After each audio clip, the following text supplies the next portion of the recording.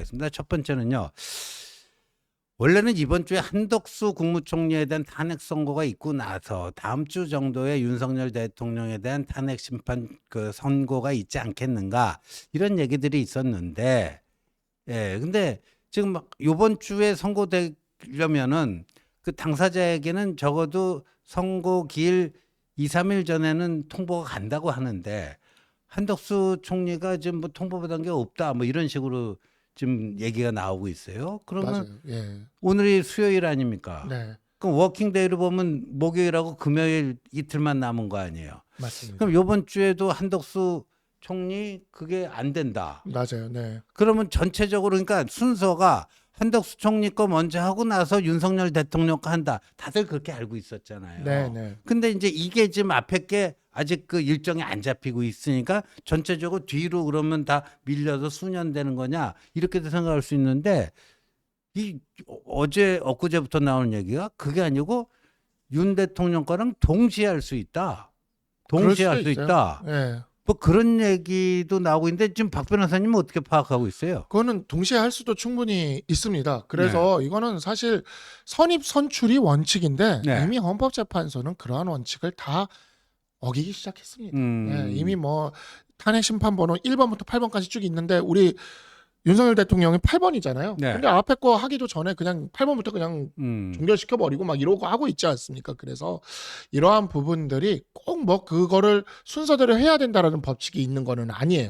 그러니까 네. 한덕수 국무총리의 경우에는 변론 기일 종료가 2월 19일이었고 맞습니다. 윤석열 대통령의 경우에 엿새 후인 2월 25일이니까 선입 선출하면 이제 그게 맞는데 근데 이제 현재가 그렇게 한 총리 거 먼저 하고 윤 대통령 거 뒤에 하는 거요. 왜 부담을 느끼는가? 두 가지 이유를 얘기를 하는데 하나는 지금 한덕수 총리의 경우에는 뭐 쟁점 사안도 비교적 심플하고 그러니까 이제 거의 기각 결론이 날 것이다. 그럼 직무 복귀가 되면은 그때 이제 최상목 권한대행이 임명했던 2명 정계선, 맞습니다. 조한창 이 두 사람도 무효 아니냐? 국민의힘 쪽에서는 그렇게 그냥 또 공세를 할 거고 그러면 8인 체제가 아니라 그 전에 6인 체제에서 해야 된다 이러면서 굉장한 또 이게 하나의 공방으로 번질 수가 있다라는 거 거기에 대한 부담. 두 번째로는 한덕수 총리 이것도 굉장히 중요하던데 한덕수 총리 탄핵 사유 5가지 중에 나머지 4가지는 별로 신경 안 써도 된답니다. 근데 한 가지 윤석열 대통령의 내란에 동조 묵인 방조했다. 요게 있거든요. 맞아요. 그런데 그거는 이제 국무회의에서 한덕수 총리가 뭐 이렇게 반대 의사 표명했고 어떻게 했고 그러니까 그 점에 있어서 한덕수 총리가 무슨 뭐 그런 혐의가 있다라고 인정은 안 될 거라고 보는데 그러면 한덕수는 거기에 대해서 예를 들어서 무죄다 하는데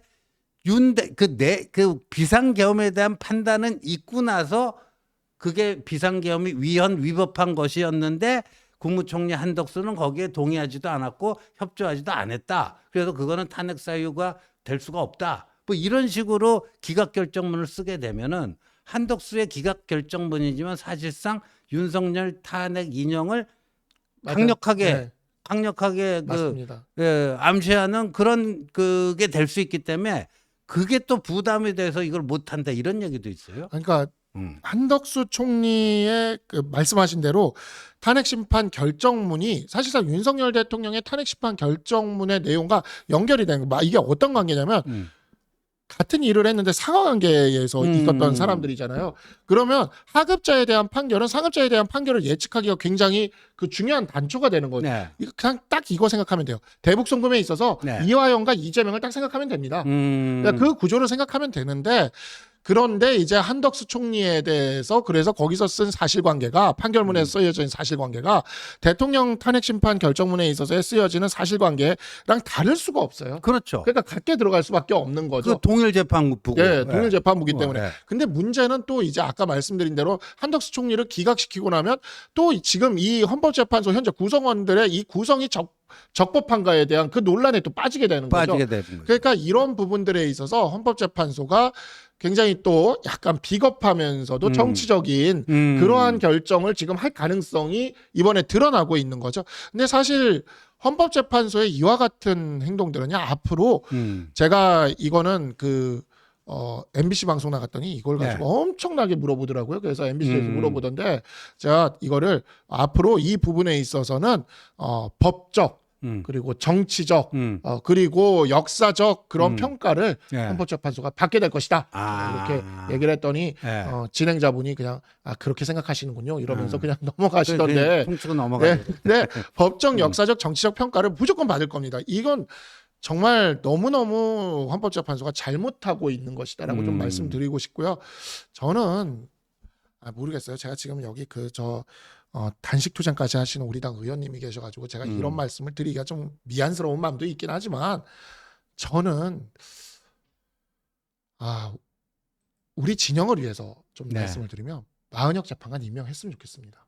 마은혁 재판관 빨리 임명을 하면은 한 달 정도 늦출 수 있어요. 한 달 정도 늦춰지죠. 변론갱신을 하기 때문에 무조건 한 달 정도를 늦출 수 있어요. 이러면 이재명 항소심 재판 우리가 결과 보고 대법원 재판까지도 볼 수도 있을지도 모르는 그 가시권에 들어가요. 그렇죠. 예. 그러니까 3월 이재명의 항소심 선고일은 3월 26일로 결정이 돼 있는 거고. 그러니까요. 이게 이제 한 달 정도 된다면은 다음 달에 윤석열 대통령에 대한 탄핵 심판 선고가 되면 6월 대선이 되는 거예요. 네. 6월 대선이 되면 633 원칙에 따르면 3월 26일에 항소심이 끝났으니까 거기다 3을 하면은 6월 26일은 된다. 예. 맞아요. 그러니까 거의 대선이라고 이재명 대법원 확정 판결이라고 거의 비슷해진단 말이에요. 맞아요. 그렇게 하고 그 다음에 이제 뭐냐면 문영배 이미선 재판관 후임을 자, 이 대통령 권한대행이 마은혁 재판관 후보도 임명할 수 있는데 문영배랑 이미선 재판관 후임을 왜 못 임명하냐 이렇게 이 논리를 짜서 그렇죠. 보수 재판관으로 2명을 임명했으면 좋겠어요. 임명해야죠. 그래서 2명을 임명하면 어떤 구도가 되냐? 지금 4대 4거든요. 보수 진보가 4대 4인데 4대 4죠. 뭐 중도도 있다고는 하지만 일단은 이렇게 러프하게 보면 우리가 방통위원장 그 탄핵 때 나왔던 그 4대 4가 상당히 유의미해요. 4대 4인데 마은혁 재판관 후보가 만약 들어오면 5대 4가 됩니다. 이렇게 그렇죠. 돼요. 5대 4가. 근데 문영배 이미선 재판관이 퇴임하고 보수 재판관을 우리가 2명을 이쪽에서 임명시키잖아요. 그러면 보수 63 진보 3이 돼요. 6대 3이 돼요. 예. 그리고 이 6대 3 구도가 꽤 오래 가거든요. 이게 생각보다 오래 가요. 그러면 이 6대 3 구도로 가게 되면 우리가 만약 정말 최악의 경우에 국회 이미 다수당 잃었어요. 근데 만약에 대통령이 우리가 만약에 무너진다 하더라도 헌법재판소 재판관을 보수 6을 만들어 놓으면 그렇죠. 민주당의 위헌적인 법률을 이제 만들어서 거부권도 못 하잖아요. 그렇죠. 그래서 우리가 헌법소원을 제기해서 이거를 엎을 수 있어요. 위헌법률 심판 제청. 위헌법률 심판 제청이나 헌법소원을 가지고 이걸 엎을 수가 있는 거예요. 그러면 이게 우리 보수를 지켜줄 수 있는 마지막 보루가 될 수가 있거든요. 그렇죠. 근데 지금 탄핵 기각을 바란다면서 마은혁 재판관을 끝까지 임명을 안 한다면 나중에 이제 2명 있잖아요. 문영배 이미선 재판관 후임 이 2명을 임명을 못해요. 지금 계속 국회동의 얘기하시는데요. 헌법재판관 3명은요 국회동의 필요 없습니다. 대통령 임명직 3명입니다. 국회동의 얘기하시면서 제 이야기에 대해서 계속 뭐라고 하시는 분들 계시는데 국회 동의가 필요한 거는요. 국회가 추천하는 3명이고요. 헌법재판소장 임명할 때 국회 동의가 필요한 것이고요.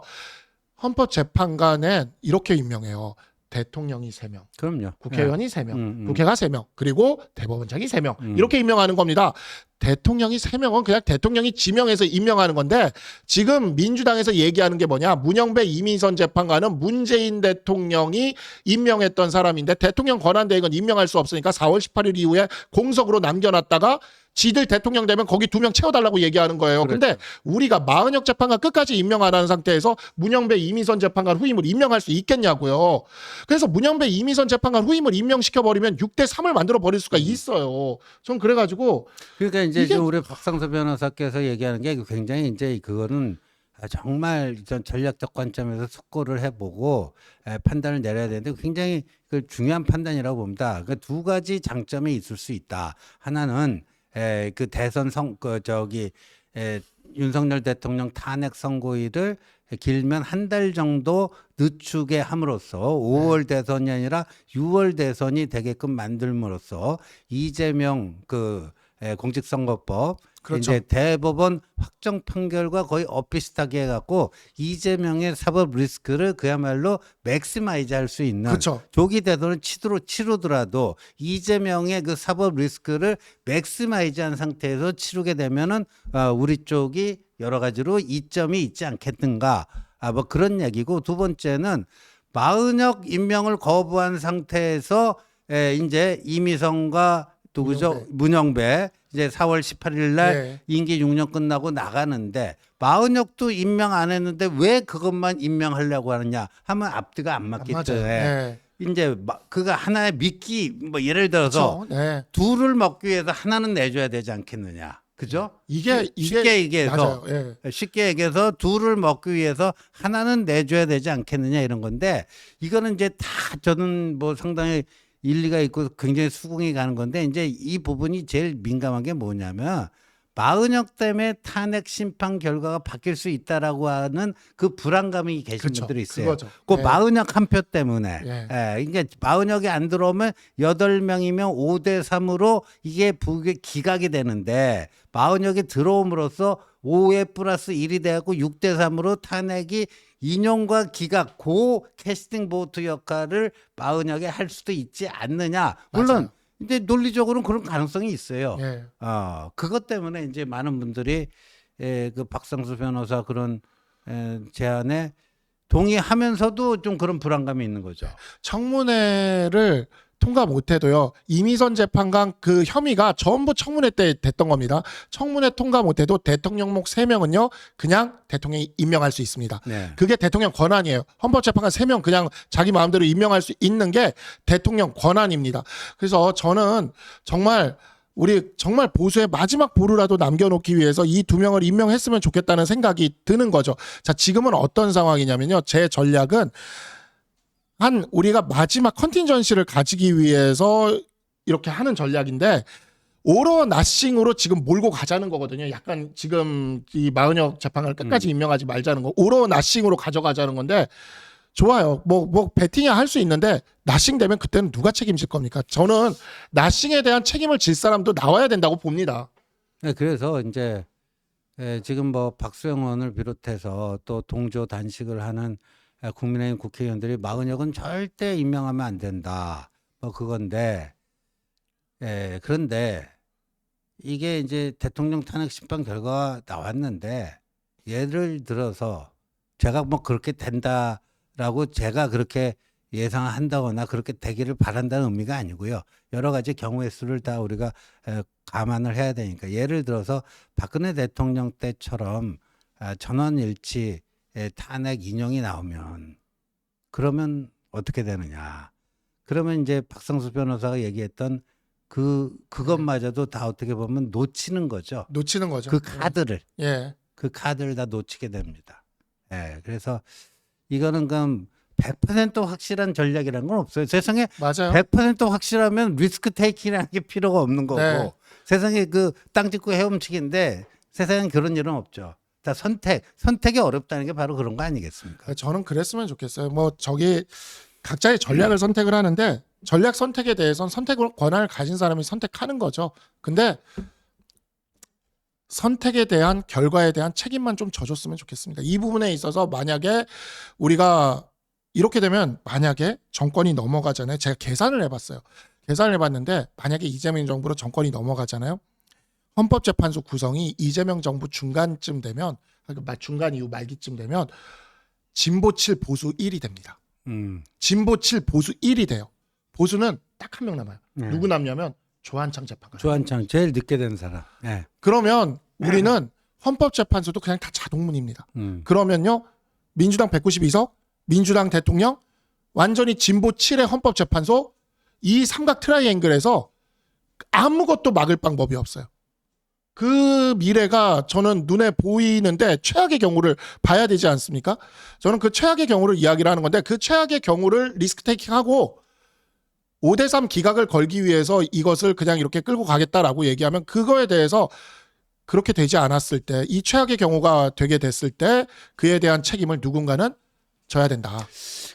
제가 뭐 실명을 밝힐 수는 없지만요. 제가 이제 방송에서 그런 얘기를 했는데, 지금 뭐 낮에는 플랜 A하고 밤에는 플랜 B 하는 그런 국민의힘 정치인들이 많다. 낮에는 반탄 집회에 나가서 뭐 탄핵 기각 뭐 외치면서 저녁 때는 뭐 삼삼오오 뭐 소주 한 잔씩 하면서 아, 나 대선 생각했는데 좀 나 좀 도와줘. 이런 작업하는 정치인들이 꽤 있다.